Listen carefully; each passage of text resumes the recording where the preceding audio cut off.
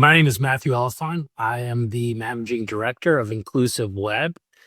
We are a company specializing in helping organizations make sure their websites, mobile applications, and kiosks are accessible to the nearly 20% of people in the US who identify with a disability.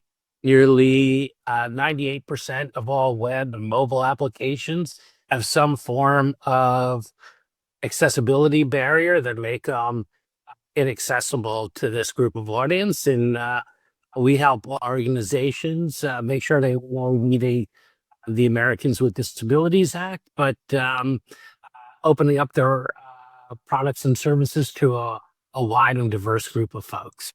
So pleasure to be here. Diversified Game. Learn how to start, run, and sustain your business.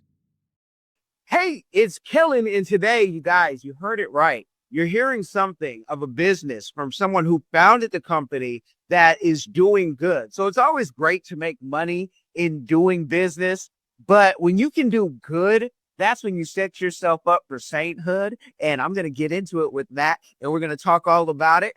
Matt, thank you for coming on today. How are you doing? I'm doing great, Kellen. Thanks so much. I have a long road for sainthood, but it is good to do a good business that also does good along the way. So thank you. Well, let's jump right into it. I always think about the 14-year-old, especially the male, who what you're doing, most 14-year-olds would be like, I'm not like, I want to do good in life, but how do I get there? And I want to really tackle, was it the education from Columbia, or was it something else that started this? Why did you form this company? How did you get here? And most importantly, tell the people if you're a blue blood or if you actually had to work to get the money to do it. Give us the game, please.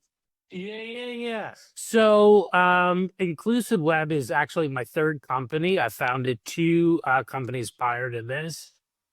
My first company was in video streaming, and so I helped develop some of the early video transcoding algorithms way back in the early 2000s, and was very fortunate to have sold that company and kind of leverage that to kind of continue the ride of building companies and then, hopefully selling them.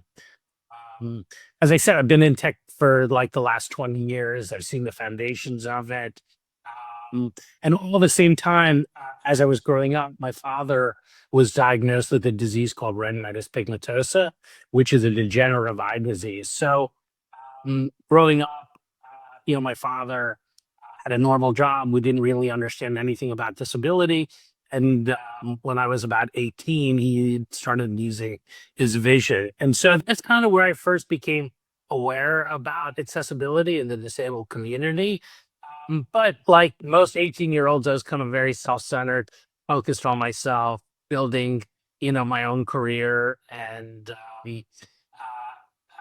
it wasn't until I was kind of in the middle of my career that I really realized how inaccessible the web was. And having kind of been obviously involved with my father and seeing kind of firsthand, the awareness around kind of what disability it meant and kind of people's perception around disability, it really just kind of clicked as like, hey, not only is this a need, but, given my entrepreneurial background, I was like, I could really make a business out of this.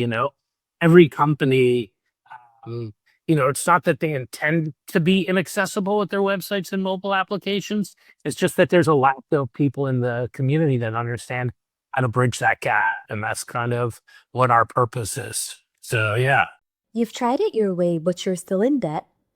Or maybe you're doing okay, but want to invest smarter, grow faster. MillionaireX.ai gives you real step-by-step strategies to ditch debt or stack wealth. Stop dreaming and start planning. Visit MillionaireX.ai today. I want you to be the next millionaire next door. Now, that, your father losing his vision, I don't think people understand that people who, were playing football just, a decade ago for various reasons, go through blindness. I've also interviewed somebody who was Ubering out in Nigeria and for a cell phone got shot in the face, blind for life. Went from Nigeria, now lives in Canada. And he's like, I love it because it's more, things are more accessible than they were in Nigeria, especially if you're not already, especially if you're not already rich. But, with that, can you tell people who this is for? Because I find that some companies don't know the rules of online. They think it's still the wild, wild west. We're not in the 90s anymore. You can't just do what you want. So who is it for? Who needs to be legal in it and have this? Yeah, that's so true. I mean, the bottom line to it is the disability community, to your point, is a community that can happen and anyone can join at any time in their life, right? Like, to your point, 50% of all people who have vision loss are born with normal sight. So that means sometime over the course of their life, they either get diagnosed with a degenerative disease or, some incident happens to them that makes them become disabled, right? Somebody trips and I mean, the newspaper is full of people, Christopher Reeves, lots of folks have, incidents that happen to them that, kind of push them into the disabled community. And to protect them, within the US, we have something called the Americans with Disabilities Act. There's similar kind of rules all over the world. So in Europe, there's something called the European Accessibility Act. In Canada, there's something called the AODA. So accessibility, for most of the world has some form of law centered around it. So if you've ever kind of gone into a business and seen a ramp at the front door, or gone into a bathroom and seen a handrail or saw braille on an elevator button, all of those things are there because of the ADA. And the ADA basically states that if you're going to be serving the public, your services have to be accessible for those people with disabilities. And, and it's basically, you have to create some form of a public accommodation for people with disabilities. And the internet is a place of public accommodation. And so just like the ADA covers, storefronts, bathrooms, it also covers the web and mobile applications. Unfortunately, most people don't become aware of it until they're hit with a lawsuit. And that's really where they kind of wake up to it. Wow. So could a small business, let's say you have a group home or a home health, are those companies that could still be small, but they're dealing with serious issues? Do they need your service? And give them a kind of an average cost for the small business. Because I know at big business, it can only go up. Yeah. So that's right. Where you're in Florida is actually one of the hotbeds for these types of accessibility lawsuits. So New York, Florida, California tend to be kind of the mainstays of where these are. Unfortunately, settling them could be in the tens of thousands of dollars to settle a digital accessibility lawsuit. Our services are much less than that, but essentially, what we do is we help our customers really kind of avoid those stakes until before it gets to that place. Now, I'm sorry for this, but I'm not sorry.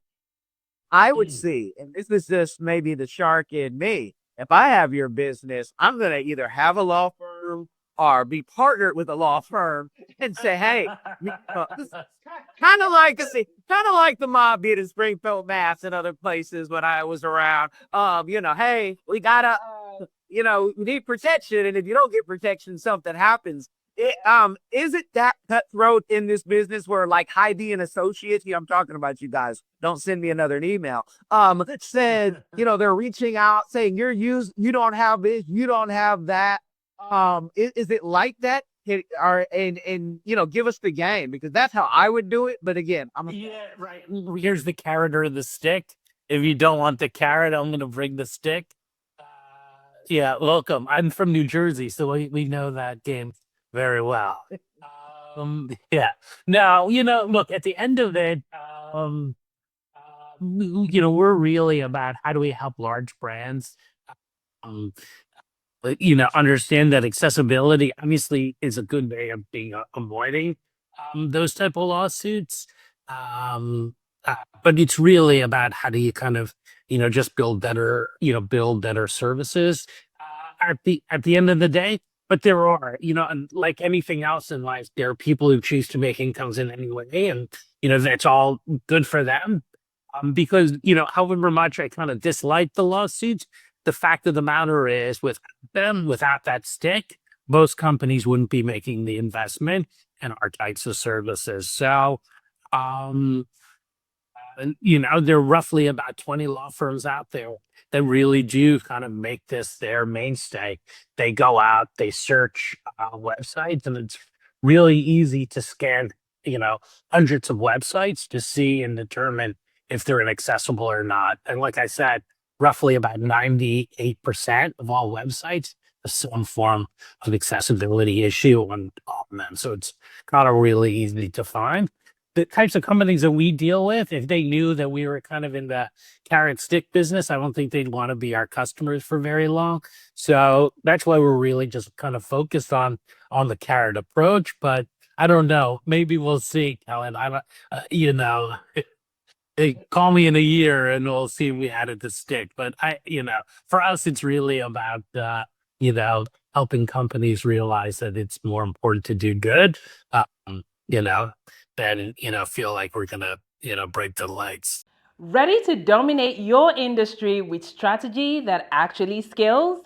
At Coleman Public Relations and Consulting Firm, we're not just PR experts, we're licensed sports agents certified in AI and elite business consultants with over 2 decades of experience leading global projects across multiple countries.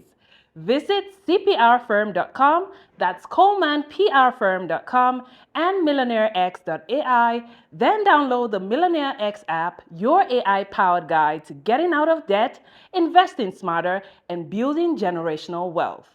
Coleman Public Relations and Consulting Firm. It's a family business. It's different. Yeah, but that people don't always, especially in business, do good just to do good, especially for a population that they don't feel is a massive population, can do anything, sometimes can fight back. So that's why, it's like, hey, if you guys don't do this, I'd hate to send these guys. But, it, for all from the sign language to even, the street signs that, say walk, walk, that didn't just come. That took years and decades of fighting for people who, at a disadvantage because they couldn't just vibe code at home or make TikTok, videos and become rich. That's what everybody's doing, Matt. If you didn't know, nobody has to work anymore. Okay. Maybe next, is that the new thing? I gotta figure that out. Yeah. We're just vibing and making content about our lives. So, but that's why I say that, just to kind of set that up. If you guys did do that, I wouldn't be mad at you because again, it's still a fight to do good for community. 100%. And like I said, however much I kind of don't advocate that, companies should only wait until they get sued. If there wasn't that stick around, you're 100% right. Most companies would not be making the investment. And in fact, a lot of times, I'll do an outreach to a couple companies, and then it'll be like, we're not so interested, only to get a phone call from them a year later, letting me know like, hey, we actually gotten sued. It's time to, put this right. I think for our standpoint, there's been a lot of research. Forrester kind of put at the market that, there's roughly about $500 billion of disposable income within the disabled community. Specifically in the US, globally, I think it's like $3 trillion. Everybody in every business today is looking at like segmentation, finding the right audience, finding niche audiences. And so I would just say to them, look, if I were to tell you, on the web, there's there's an audience size that's roughly about 18% of the US population. Most of the web is completely inaccessible to them. And they have roughly a $500 billion, in the marketplace to spend. You'd be like content creating, vibe coding to that community, all day long, right? If you say, oh, well, for the disabled community, to your point, a lot of people go, well, maybe, it's not that sexy. But I would tell people just to wake up because, as people become more and more aware of it, and again, it's not just the disabled community. My mom is in her, early 80s. She doesn't identify as disabled, but uses a lot of accessibility features on her phone, as if she was disabled. So when you're fixing stuff for the disabled community, you're really doing a lot to improve it for everybody. Yes. And if you guys don't think, oh, I'm not in healthcare or I'm not in hospitality, retailers, education, public sector, you guys go to the website. Links are in the description. No matter how you're experiencing this, you can go see what is there. Because I also learned, and I like to talk to everybody about what their community give back is. Even though this is a business, this whole thing is a give back. But I learned about In Tandem Bike, which I thought was the coolest thing that I found on the website. I'm like, whoa, yeah. And so, talk about though, if there are any other give backs or, connecting with other nonprofits like In Tandem, what else you guys are doing. Because I want people to know this is not just about money. Yeah, I think I really appreciate that. I mean, for us, at the end of the day, it's really about how do we help make sure that organizations who want to reach out to the disabled community can do that in a way that really works, right? Um, and so, for a lot of times, a lot of organizations that specialize in actually serving the disabled community, don't have the funding necessary to communicate to that group properly because so few developers really know how to make things accessible for people with various types of assistive technologies. So in those cases we really kind of are happy to kind of donate our services. So and man, that's the best part for me, is that we get to learn about these organizations and really help them do good. In Tandem is really kind of close to me because it was founded in the memory of my dad. So my dad was an avid runner and biker. When he lost his vision, he moved to New York City, where I live, um, and started, participating in what's called adaptive sports. So even though he can no longer see, he joined a run club and had run guides and tried to be very active. So even though he was like in his, mid 60s when he passed away, he got very active in that type of area. And so when he passed away, we started In Tandem and we perform, free year-round services that are completely free.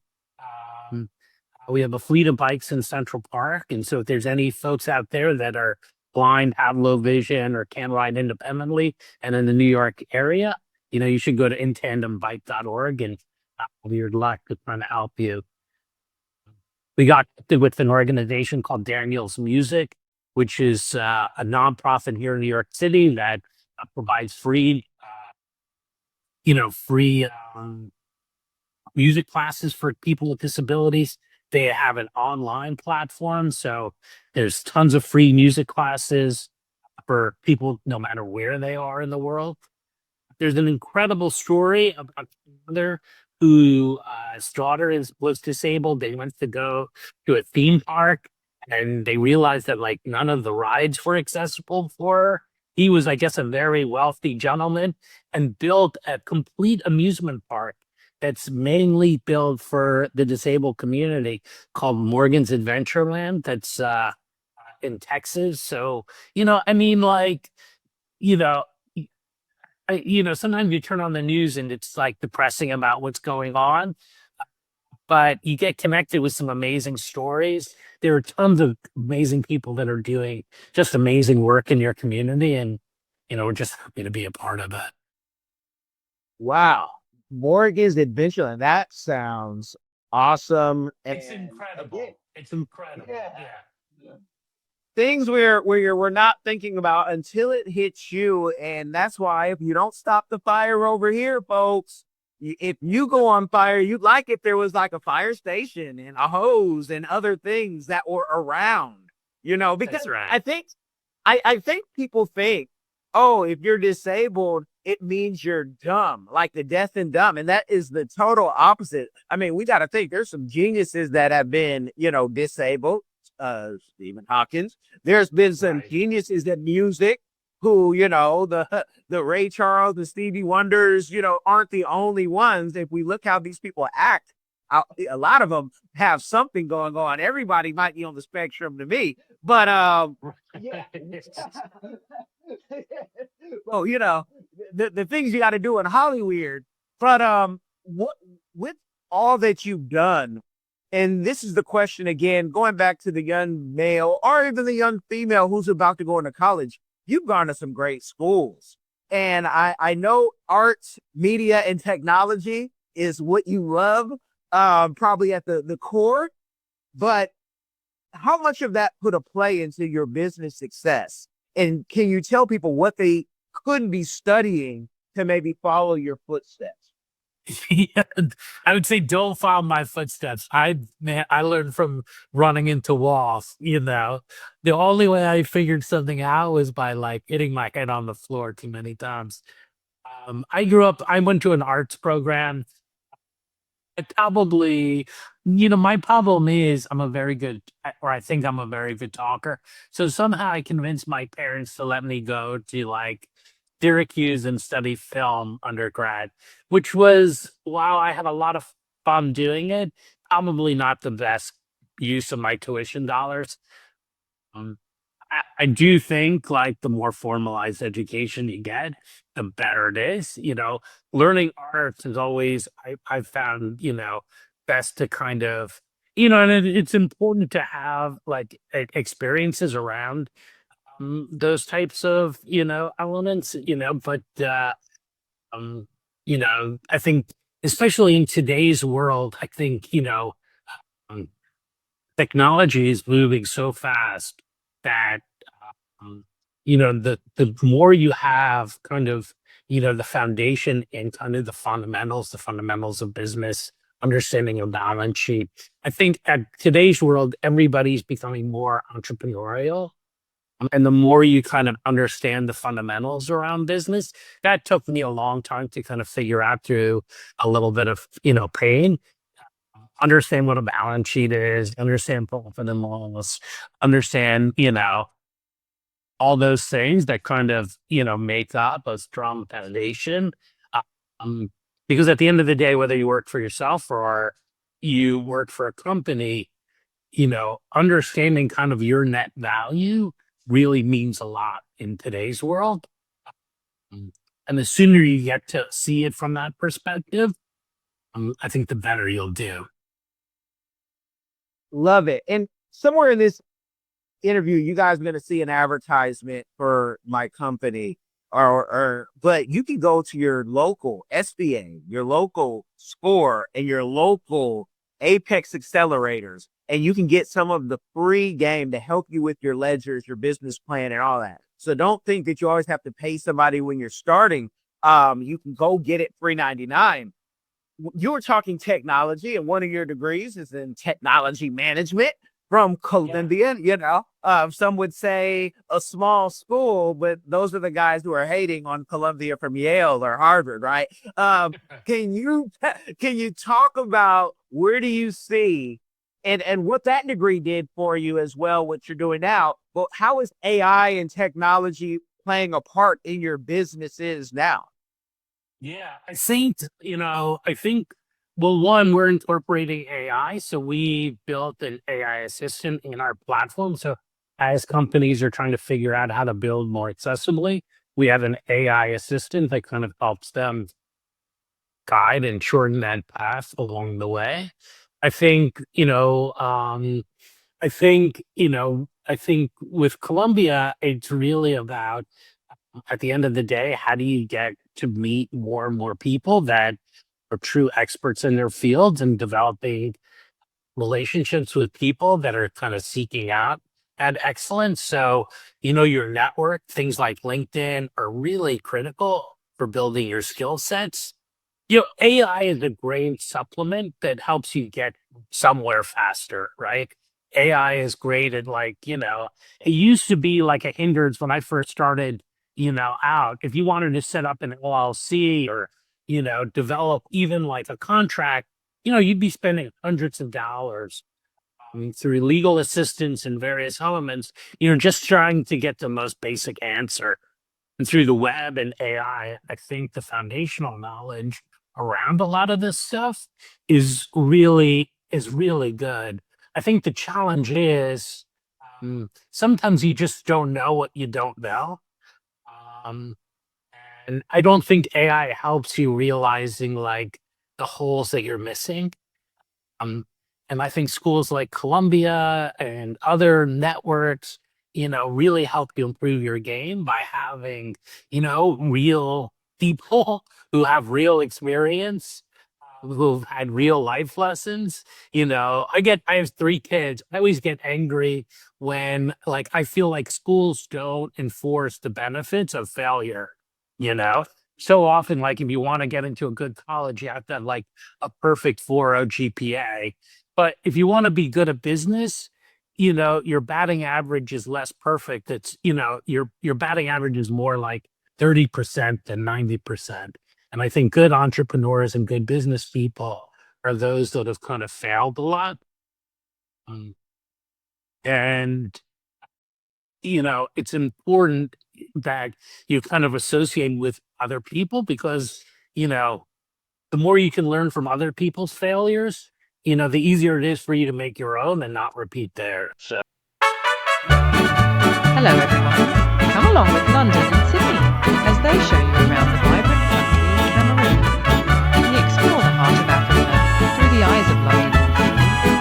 Two explorers who journey across the great city of Yaoundé, exploring its rich culture, vibrant markets, and wildlife.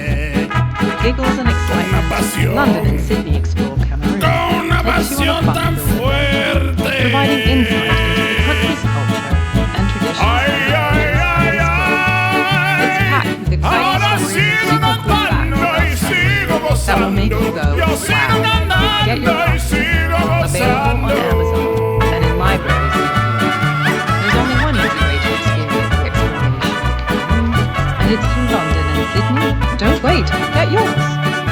How much of, and if, in case somebody doesn't know, because maybe you're 14 and you just don't know, Columbia is one of the 8 Ivy Leagues. And that's it. There's no more. How, you went to Syracuse. You're from New Jersey, so you know all about Princeton. Maybe Right. get you like a trader. But what is the difference of going to an Ivy League? Because it's not who you know, but who knows you is what we're always told. Could you really feel that coming out of college saying, I know I'm going to get a job. I know I'm going to get a good job because I'm coming out of one of the best schools in the country? Yeah, I think, yes. I mean, again, I think the whole idea of, being out there and going to places like Colombia are really about getting to meet more people who can help you down in your career. So whether it's about getting a job um, or, selling somebody something, I think, the more opportunities people get to know you, the more opportunities you have to kind of sell yourself. If you're only on like job portals and you're sending in resumes, people don't have an opportunity to really meet you.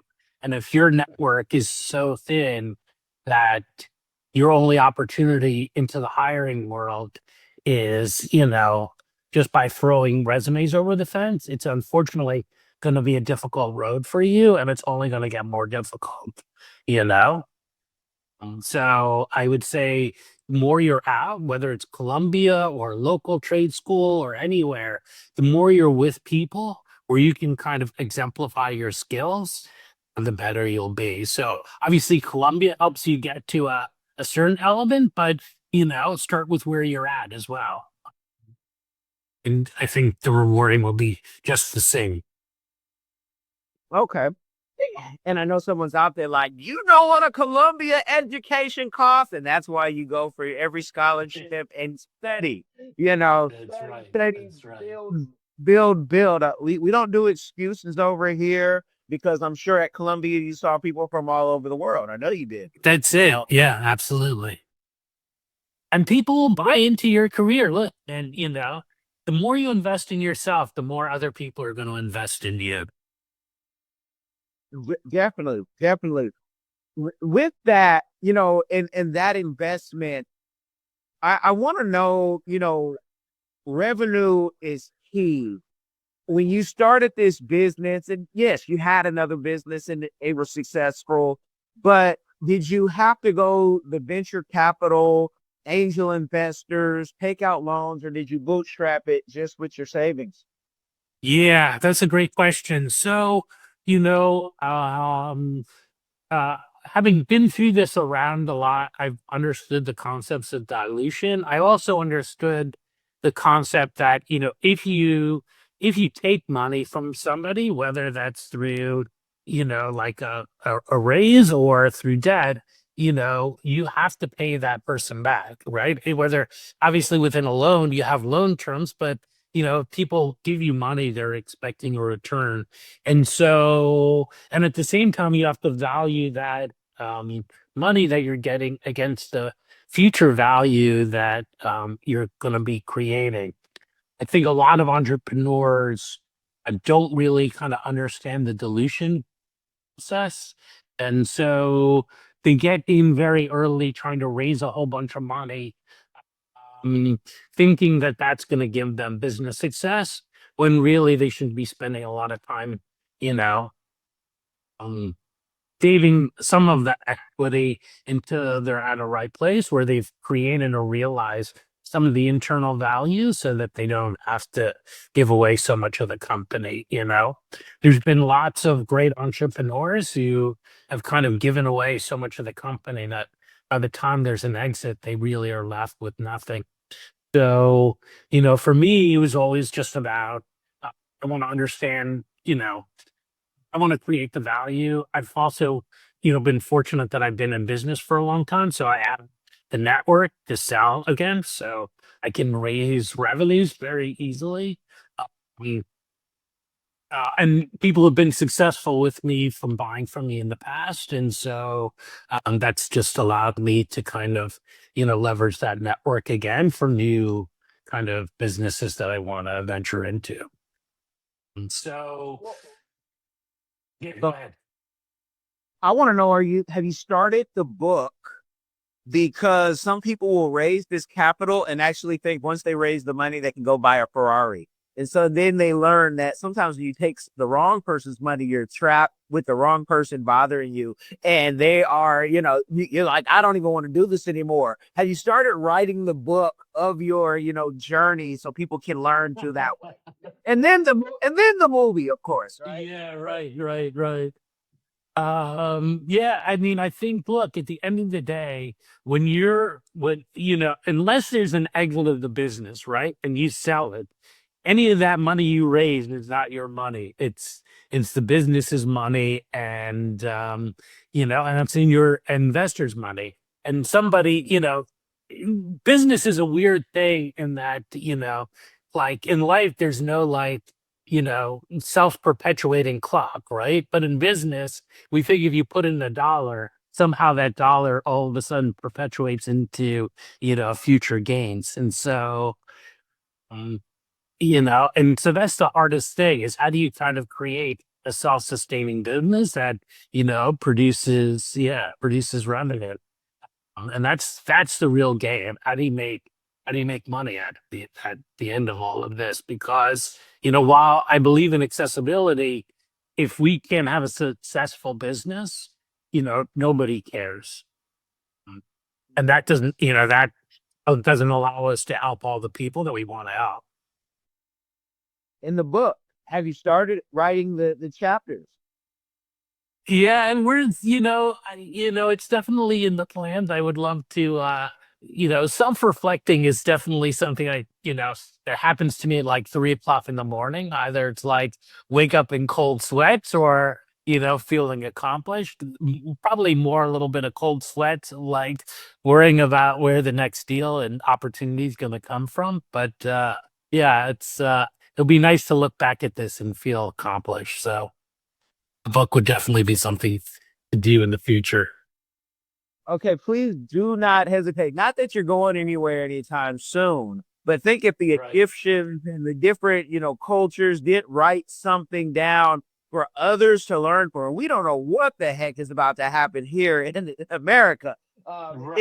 Crazy times, I'm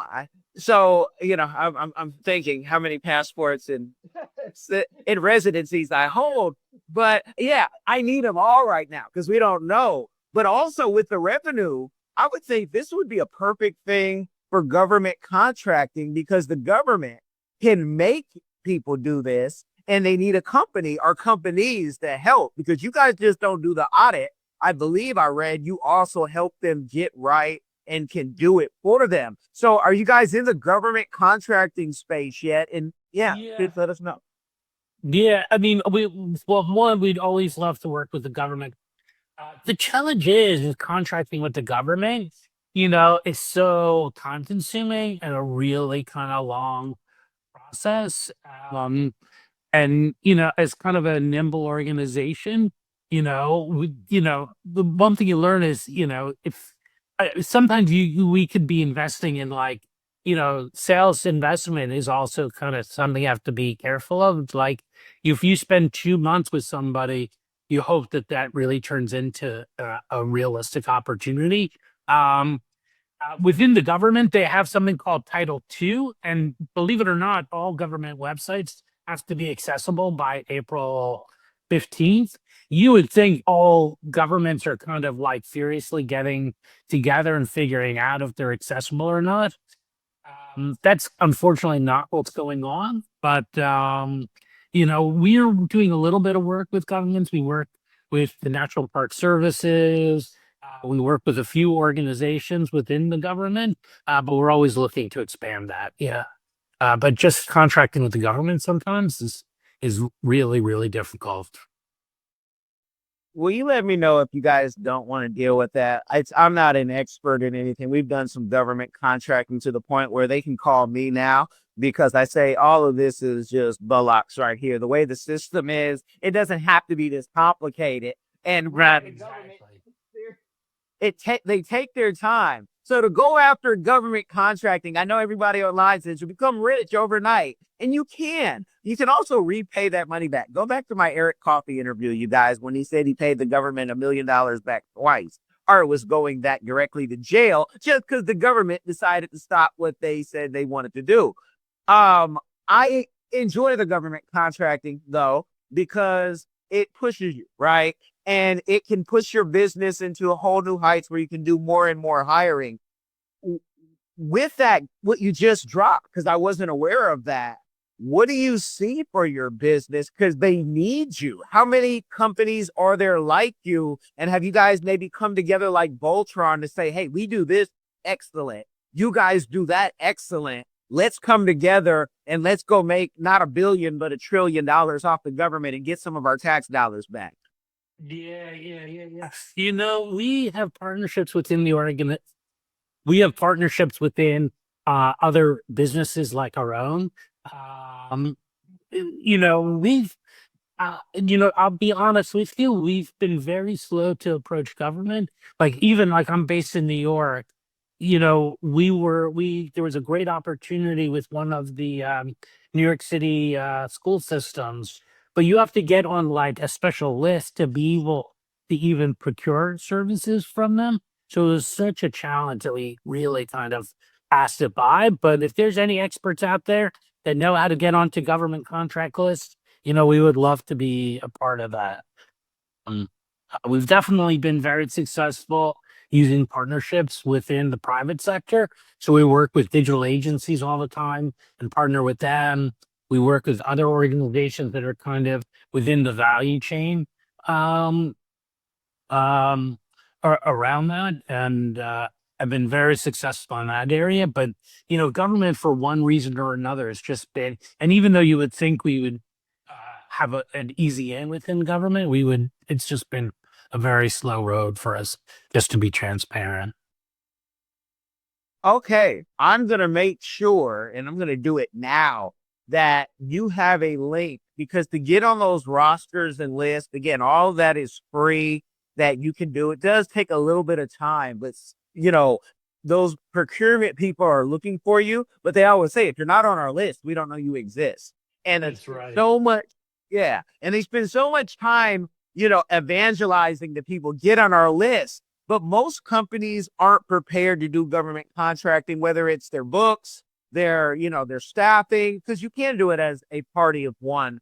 But it always is nice to have a team to send people out, because they want you to shake hands over and over. So you have a video waiting for you in your LinkedIn now that talks about that, because it's not impossible. It doesn't cost a lot, except that now you're waiting on the government, but they need you. And with your new mayor, in the city, you guys have to do that. It just matches with everything that he said. And to look at the least of these. Yeah. So, I don't believe in any politician. 27 countries plus, I don't know one good politician. And so, but we have to also push them to do what they say they're going to do. So I'm gonna vote George Carlin, if you guys are old enough to remember. And he told us about our politics. So that, with that being said, let the people know where they can find you if they need you, especially as a small business. If you can give them maybe some ranges, because I don't want people to be intimidated not to call and just wait for the bridge to fall down, which means, legal fines, where they can start maybe, and we won't hold you to the price, but just a range, because people get intimidated. They figure this is going to cost more than I have. And, they think it's going to $100,000 or $1 million to start. Yeah, that's a great, So one, please come to our website. It's inclusiveweb.co. So again, www.inclusiveweb.co. And there you can see a whole wide range of our services. We have a whole bunch of different tiers. So customers can engage with us just to do simple monitoring of their websites. We have some automated tools where we can just kind of scan your website and detect kind of like the top 20% of accessibility issues that happen to your website. And for those, customers pay us as little as $20 to a couple $100 a month to scan their website. So really affordable tier for most businesses, especially small businesses that just want to get their foot wet in the accessibility world. And then we have services that go up to several $1,000s, where we have, full teams of accessibility auditors. We employ a lot of people with disabilities themselves to really test websites and get kind of the full tier services, and really do everything from not only monitoring the site, but helping you make sure that everything's been implemented correctly. So we can go to the very top range, but also have, services that, really can, only a couple bucks per month, in terms of starting out. So a whole wide range. And, for all your listeners out there, we're happy to kind of even provide a free kind of audit just to let them know, like, if your site is accessible or not. So, feel free to come to our website and fill out one of our intake forms. Wow. You guys, free. You're not going to even get free air at the gas station. So, That's right. That's right. Yeah, so make sure you tap into that, because I just came back from CES and I love going to CES. But I think it was Luminous, and they had something where now they're giving blind people vision. And with the Neuralink, with Luminous, and all these different things, Like, you guys, the world is going to change, and you do not look at people like they are just, oh, they can't work or they can't help. I know paraplegics who type, who make six figures, who have all type of degrees, and, do not think just because somebody might not be as quick as you or can see like you that they can't be helpful. I can't wait for somebody who's blind or in those situations to become billionaires, and people say, wow, how did you do it? Which gives none of us who can see, even though, I had spectacles, you guys, no excuse. You have no excuse. Somebody who doesn't have legs, billionaire, no excuse. You get up and do what you need to do. So, Matt, I thank you for tuning in. You guys, help me by going to the links in the description. You can comment, you can like, but most importantly, share this with somebody. It can change their life and save them some money. Y'all be blessed out here. Are you tired of the rat race in America? Are you ready to visit the motherland to relax and rejuvenate? Are you ready to explore all that Africa has to offer? Then check out the brand new Diversified Game Academy course, Prepare for My First Trip to Africa. Are you worried about being able to afford the trip? We got you. We will show you how to travel either on a budget or as a baller. Learn how to stress the value of the USD. Did you know that 100 United States dollars is worth over 1,000 South African rand, or 10,000 Kenyan shillings, or 54,250 West African CFA? Are you worried about taking your kids? Get the game from Kellen Cash, a bona fide world traveler, having traveled to almost 20 countries, several of those in Africa. Get the game on taking your kids on their first trips. Learn how to find the best tickets, get the visas, and plan your own adventures in Africa. Don't let Eddie Murphy have all the fun. Plan your own coming to Africa trip starring you, produced by you, and featuring you. If you are ready for a life-changing experience, sign up for our course today, Diversified Game Academy. Get prepared and purchase at diversifiedgame.com.